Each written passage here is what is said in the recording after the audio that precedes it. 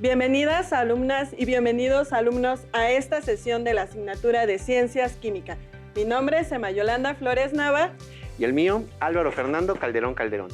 Nos da un gusto estar con ustedes y juntos aprender en este maravilloso mundo de la ciencia y la química. En nuestras actividades cotidianas utilizamos una gran variedad de materiales, pero en muy pocas ocasiones pensamos de qué están hechos, cómo están formados y por qué tienen diferentes propiedades. Estas preguntas no son nuevas en la ciencia. A lo largo de la historia, los científicos se han encargado de contestarlas, especialmente los químicos. Uno de los temas más importantes para ellos y también para nosotros es la clasificación de los diferentes materiales de acuerdo con sus propiedades, no solo físicas, sino también químicas. Una de las tareas fundamentales de científicos de esa época fue proponer un sistema de clasificación que permitiera de manera sencilla y adecuada manejar la información hasta entonces conocida. Antes de iniciar, queremos compartir la frase célebre de Stanislao Cannizzaro. A menudo sucede que la mente de una persona que está aprendiendo una nueva ciencia tiene que pasar por todas las fases que la ciencia misma ha exhibido en su evolución histórica. ¿Ustedes en qué fase se encuentran? En esta sesión trataremos el trabajo desarrollado por el químico italiano Stanislao Cannizzaro, resaltando su contribución al debate sobre los átomos, las moléculas y las masas atómicas, lo que nos permitió una nueva comprensión de la química. El propósito de la sesión es reconocer la importancia de la metodología científica, el análisis y la sistematización de resultados, aplicado por Cannizzaro al identificar la diferencia entre masa atómica y masa molecular. ¿Cómo lo haremos? Reflexionaremos sobre la importancia del trabajo sistemático en la ciencia. Identificaremos las contribuciones de diferentes químicos durante el siglo XIX, mismas que sentaron las bases de la química moderna. También veremos de manera detallada cómo el trabajo desarrollado por el químico italiano Stanislao Cannizzaro contribuyó a la consolidación de la segunda revolución de la química, la construcción de la tabla periódica. Registren sus dudas, inquietudes o dificultades que surjan al resolver los planteamientos en esta sesión, así como aquellas ideas claves que identifiquen. Los cuestionamientos con respecto al tema de la formación de moléculas los pueden resolver al revisar los ejemplos que aparecen en su libro de texto, al reflexionar en torno a los problemas que se presentarán y al resolver la actividad que más adelante les propondremos. ¿Sabían que las estrellas de neutrones son tan densas que una sola cucharadita sería más pesada que toda la población terrestre? Los materiales que vamos a utilizar en esta sesión son los siguientes. Su libro de texto de Ciencias Química, para que identifiquen la tabla periódica que se presenta. Su cuaderno de notas de la asignatura, con la fecha y el título de nuestra sesión. Lápices y bolígrafos. ¿Listos? ¡Vamos a comenzar! ¿Cuánto creen que sea la masa de un grano de arroz? Anótelo en su libreta. Vamos a verificarlo. Tenemos un grano de arroz. Utilicemos la balanza granataria y digital para conocer su masa. Los colocamos en la balanza granataria y observemos. Maestro, en la balanza. ¡Ay! Se movió. Esperamos que se estabilice un poquito por el movimiento que propicié y colocamos acá. Primero la encendemos. Vemos que no lo registra. No hay registro de la masa. Eso quiere decir que la capacidad de la balanza no es suficiente para registrar un valor tan pequeño. Ahora lo vamos a intentar con la balanza digital. Lo colocamos nuevamente y observemos si se registra algún valor, como ya lo acabo de hacer. Tampoco se registra el valor de la masa de un solo grano de arroz. ¿Qué podrán hacer para conocer su masa si no tenemos una balanza lo suficientemente sensible para registrar un valor tan pequeño? Una posible solución es la siguiente. Tenemos aquí 400 granos de arroz. Los colocamos en la balanza digital para obtener su masa de manera más rápida. Como pueden observar, se registra el valor de la masa de 400 granos. ¿Cómo puedo obtener la masa de uno solo? Dividiendo el valor total de la magnitud de la masa entre los 400 granos. En este caso, 8 gramos entre los 400 granos de arroz nos da un total de 0.02 gramos por cada uno. Un grano de arroz está constituido por átomos. Los átomos son las unidades de la materia. Son microscópicos y tienen propiedades que identifican a qué elemento químico pertenece. ¿Cómo podemos conocer la masa de algo tan pequeño? Del mismo modo que en el ejemplo con el arroz, no podemos obtener el valor de la magnitud de la masa de un solo átomo, pues es extremadamente pequeño. Pero sí podemos obtener el valor de la magnitud de la masa de una cantidad mucho mayor, así como el valor individual si conocemos la cantidad total de átomos entre la cual dividiremos. Este fue uno de los tantos problemas a los que se enfrentaron los químicos para conocer la estructura de la materia. Observen con atención el siguiente video. Les ayudará a comprender la importancia del trabajo desarrollado por Stanislao Cannizzaro y las teorías en las que se basó. Aprovechando la experiencia de otros científicos, Dalton propuso un método para determinar la masa atómica de algunos elementos. Una vez que se conocían las masas de algunos elementos, se observó la necesidad de encontrar similitudes y diferencias entre ellos. El alemán Johann Dobereiner ordenó los elementos químicos en triadas, es decir, de 3 en 3, de acuerdo con sus semejanzas químicas, aunque su masa atómica no fuera consecutiva. Por su parte, el británico John Alexander Newlands tomó en cuenta la relación entre las masas atómicas de los elementos y entonces formó octavas. Newlands, con los elementos organizados de menor a mayor masa atómica, encontró que el octavo elemento, contado a partir de cualquier otro, tiene propiedades similares al primero de la cuenta. Tal y como ocurre con la octava nota en la escala musical.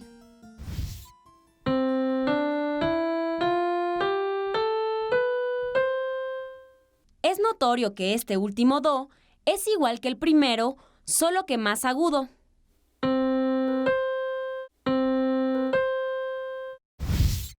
Así, Newlands notó que el potasio y el sodio tienen características muy semejantes. Y lo mismo encontró con el calcio y el magnesio.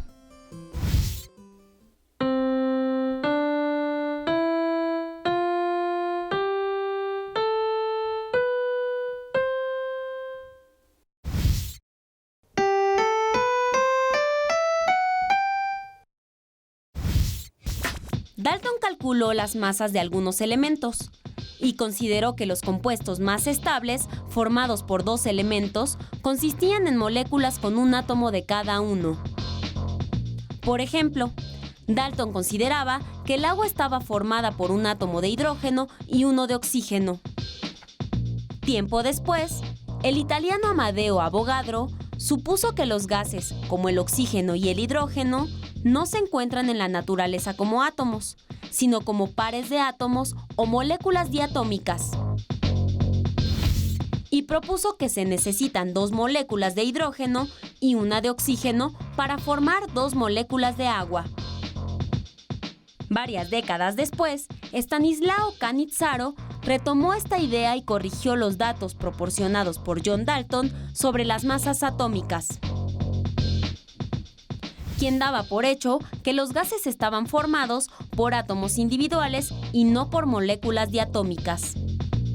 Así, demostró que algunos de los valores de las masas atómicas propuestos por Dalton eran erróneos. ¿Sabías que Dalton tomó como base al hidrógeno para calcular la masa de los elementos? Por ser el elemento más ligero, le asignó el valor de 1 a la masa de un átomo de hidrógeno. Y esta fue la base para calcular las demás masas atómicas. Actualmente, la referencia es la masa de un átomo de carbono que tiene 6 protones y 6 neutrones en su núcleo. Aunque ahora las masas de los átomos se determinan con mayor precisión, es interesante saber que a partir de las aportaciones de varios científicos, Cannizzaro pudo determinar la diferencia entre la masa de un solo átomo y la masa de una molécula. Es así como avanza la ciencia.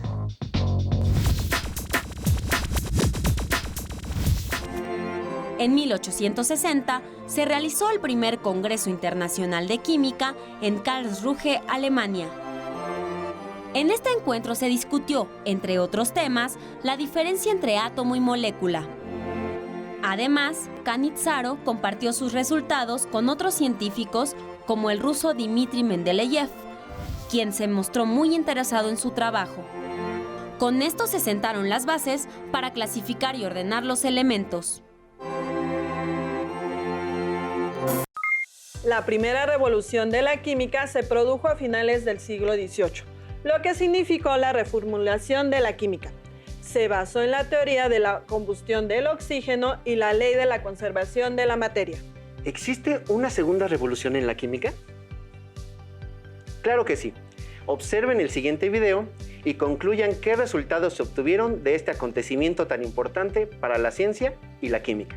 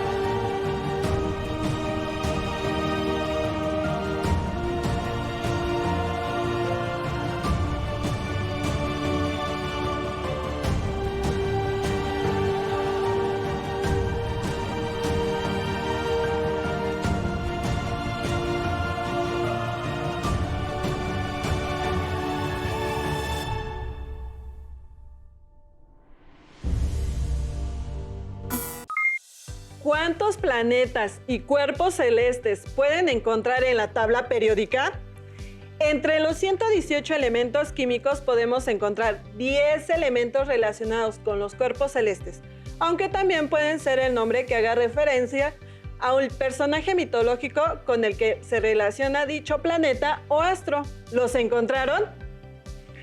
El desarrollo de la tabla periódica no hubiera sido posible sin los trabajos de Cannizzaro sobre las masas de los átomos.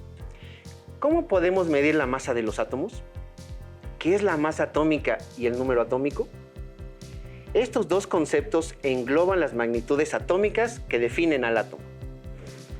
Cannizzaro resolvió este problema y propuso determinar las diferentes masas atómicas usando como referencia el átomo de hidrógeno, por ser el elemento más ligero, desarrollando métodos sistemáticos para medir la masa relativa de los átomos. Cabe señalar que la masa atómica se representa con la letra A mayúscula. La masa atómica relativa es la cantidad de veces que la masa de un átomo de un elemento dado es más grande que la masa del átomo de hidrógeno. Por ejemplo, la masa atómica relativa de un átomo de oxígeno es 16 unidades de masa atómica. Esto significa que la masa de un átomo de elemento oxígeno es aproximadamente 16 veces mayor que la masa de un átomo de hidrógeno. Los electrones no se toman en cuenta, puesto que su masa es prácticamente despreciable. Los átomos de un elemento pueden presentarse en la naturaleza como isótopos. Maestra Emma, ¿qué es un isótopo? Ah, un isótopo. Los átomos de un elemento químico tienen el mismo número de protones, pero distinto número de neutrones, de ahí que su masa atómica sea diferente. Las masas atómicas se calculan con el promedio de las masas de los distintos isótopos de cada elemento, según la abundancia relativa de cada uno de ellos, es decir, el porcentaje en que cada isótopo de un elemento se encuentra en la naturaleza. A esto se debe que el valor de las masas atómicas de los elementos se expresan con números enteros y decimales. Tal es el caso de los átomos de cloro, cuya masa atómica tiene un valor de 35.45 unidades. El número de masa de un isótopo es igual a la suma del número de neutrones y protones que hay en el núcleo de los átomos de los elementos químicos, por lo que la diferencia de masa atómica se representa con un número entero. El número atómico se representa con la letra Z mayúscula. Este valor es igual al número de protones presentes en el núcleo. El número atómico resultó fundamental en el estudio de las propiedades de los elementos químicos. La unidad de masa atómica, U, fue establecida hasta 1961. El patrón de medida de masas atómicas se simboliza con la letra U minúscula. Como ya se mencionó anteriormente, las masas de los átomos son relativas. Actualmente se toma como unidad la 12ª parte del átomo de carbono con una masa atómica de 12 U. El número atómico del carbono es 6, lo que significa que tiene 6 protones. En este caso, el número 12 indica el número de átomos de carbono. Tiene 6 protones y 6 neutrones en el núcleo. La masa molecular se calcula al sumar las masas atómicas de los átomos que forman la molécula correspondiente. Presentamos estos ejemplos para que quede mucho más claro. ¿Cuál será la masa de una molécula de agua? Consulten su tabla periódica y localicen al hidrógeno. ¿Qué número atómico tiene? Muy bien, es el número 1. ¿Qué número atómico tiene el oxígeno? Exacto, el número atómico del oxígeno es 8. Esto significa que el hidrógeno tiene un protón y el oxígeno 8 protones. Ambos están en el núcleo del átomo junto con los neutrones. Localicen la masa atómica tanto del hidrógeno como del oxígeno. Generalmente, las tablas periódicas toman un elemento y colocan las especificaciones para que puedan encontrar con mayor facilidad las propiedades de los átomos de cada elemento, como en este caso, el número atómico y la masa atómica, entre otros datos. Por lo tanto, la fórmula química nos indica que esta molécula tiene un átomo de oxígeno y 2 átomos de hidrógeno. La masa atómica del hidrógeno es 1.00. Para cuestiones prácticas lo redondearemos a 1. Y el oxígeno es de 15.99. También lo redondearemos, queda en 16. Ahora hagamos lo siguiente. El hidrógeno es igual a 2 átomos por 1 de su masa atómica y nos resulta 2. El oxígeno es un átomo por 16, que es su masa atómica, que nos da como resultado 16. Sumamos ambos resultados y nos da 18 unidades de masa atómica. Entonces, la masa molecular del agua es 18 unidades. Otra molécula de importancia biológica es el dióxido de carbono. ¿Por qué es importante el dióxido de carbono? Porque forma parte de procesos primordiales para la vida en nuestro planeta y puedes analizarlo desde el ciclo del carbono. ¿Cuál será su masa molecular? Nuevamente, necesitamos la fórmula química, que es CO2, y la masa atómica de cada uno de los elementos. Del oxígeno es 16 y del carbono es 12.0, a lo que también redondearemos quedando en 12. La proporción de esta molécula es de un átomo de carbono por 2 de oxígeno. realizamos los siguientes cálculos. Iniciemos con el carbono. El carbono es igual a la masa atómica, que es 12, por un átomo que está presente en la molécula, y nos resulta 12. El oxígeno es igual a su masa atómica, que es 16, por 2 es igual a 32 unidades de masa atómica, por lo que la masa molecular del dióxido de carbono es de 44 unidades. Estos cálculos que acabamos de realizar en química se llaman cálculos estequiométricos. La rama de la química que se encarga de medir las proporciones cuantitativas se llama estequiometría. También estudia la proporción de los distintos elementos de un compuesto químico y la composición de las mezclas. Realizar los cálculos estequiométricos nos permite hacer disoluciones, recetas, porcentajes de rendimiento en ingeniería, pureza de las materias primas y productos, formular tanto a nivel laboratorio, industrial y casero.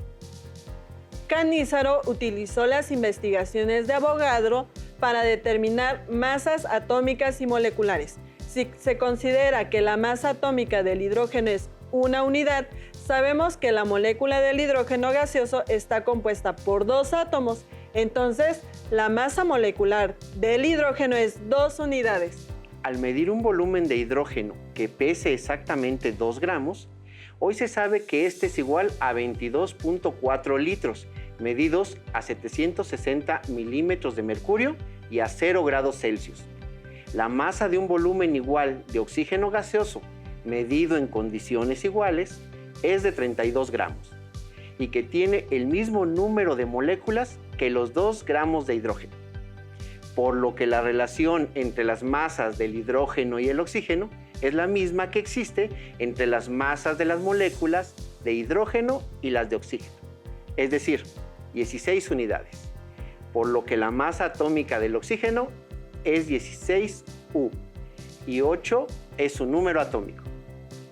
Así, al comparar las masas de volúmenes iguales de cualquier gas y el hidrógeno, como tienen igual número de moléculas y la relación entre las masas de las moléculas se conserva, podemos conocer la masa de las moléculas de cualquier gas. Si conocemos la masa molecular de los compuestos, la masa atómica de los elementos que lo integran y la composición de la masa de estos, por la ley de Proust, resulta sencillo encontrar la fórmula de los compuestos. Es decir, saber cuántos átomos de cada elemento forman la molécula del compuesto. Para proponer el cálculo indirecto de las masas atómicas de los elementos, Cannizzaro debió tener muy clara la diferencia entre átomo y molécula, a partir de los estudios de varios químicos que le habían precedido: Berzelius, Dumas, Avogadro y Laurent, entre otros. El reto de esta sesión es que construyan una línea del tiempo donde destaquen los descubrimientos que dieron lugar a la tabla periódica actual. Incluyan a todos esos científicos que antes mencionamos. Al mismo tiempo, investiguen acontecimientos históricos del mundo y de México que se suscitaron en esos mismos años. Pueden consultar los libros de historia 1 y 2 para completar la información. No hay duda que la comunicación científica, entendida como presentación, distribución y recepción científicas, es importante para el desarrollo de la ciencia, y por ello es fundamental que se realice de forma adecuada y comprensible para la comunidad científica. Asimismo, es necesario que el conocimiento científico se socialice. Si consideramos que el teléfono se inventó en 1871, la telefonía celular empezó a desarrollarse en el último cuarto del siglo XX. Por otra parte, la prensa escrita, periódicos y revistas se popularizó a partir de 1884 y el Internet en 1969. La pregunta es, ¿cómo se enteraron Cannizzaro y Mendeleev, que vivían en Italia y en Rusia respectivamente, de los avances científicos que se generaban en otros países? ¿Cómo saben qué tan viejo es? La paleontología y otras ciencias utilizan la prueba del carbono 14. ¿Qué es la prueba del carbono 14? El carbono 14, también conocido como radiocarbono, es un isótopo radioactivo débil del carbono 14. Este isótopo se produce constantemente en la atmósfera, debido al bombardeo continuo de átomos de nitrógeno por rayos cósmicos. ¿Cómo llega el carbono 14 al interior de los organismos? Por la fotosíntesis. A través de esta, las plantas incorporan carbono 14 a sus organismos y lo transfieren a otros organismos cuando estos se alimentan de plantas. De esta forma, cuando el organismo muere, dejan de ingerir carbono 14, por lo que la cantidad de este isótopo irá disminuyendo de manera exponencial. La datación por radiocarbono es solamente aplicable para materia orgánica y en algunos inorgánicos, pero no funciona en los metales. En varias ocasiones hemos escuchado cómo los arqueólogos y paleontólogos determinan la edad de los fósiles, y es gracias a la técnica prueba de carbono 14. Así que si algún día encuentran sus restos fósiles, determinarán en qué periodo del tiempo habitaron. ¿Qué pasaría si uno de los átomos que nos integraran hablaran y pudiera dar cuenta de su vida? Por medio del calcio conoceremos la génesis y la expansión del universo, la formación de la Tierra y el surgimiento de la vida y los avatares de la raza humana. ¿En dónde podemos encontrar esta aventura? En el libro Calcio, biografía de un átomo, de José Emilio Salgado. Es parte de la colección de los libros del Rincón. ¡Listo! Terminamos, pero aún nos queda mucho por explorar y descubrir.